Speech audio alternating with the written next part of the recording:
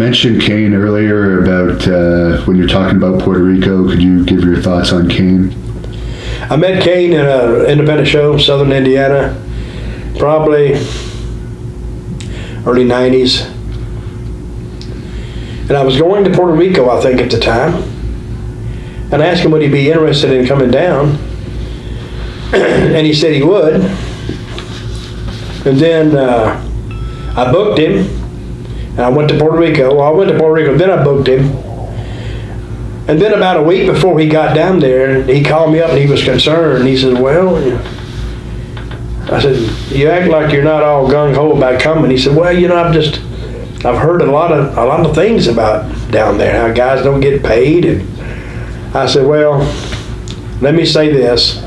You'll be paid every week. I'll make sure of it. I'll make it a personal quest for me. And he came down and he was paid every week. I mean, I couldn't guarantee him his money, but once I got him down there, and I think when they saw him, they wouldn't try to jack him around.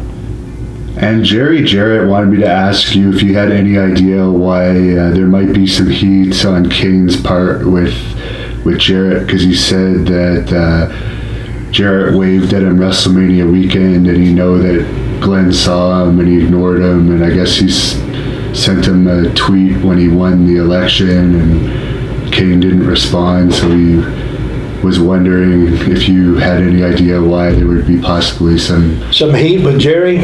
Yeah. I don't know why that would have been. I never knew them to have any kind of disagreement. But he didn't really work for Jerry that much. Right. He worked for him as a Christmas monster, or I don't think he worked with Jerry at all, hardly. Maybe a few shots.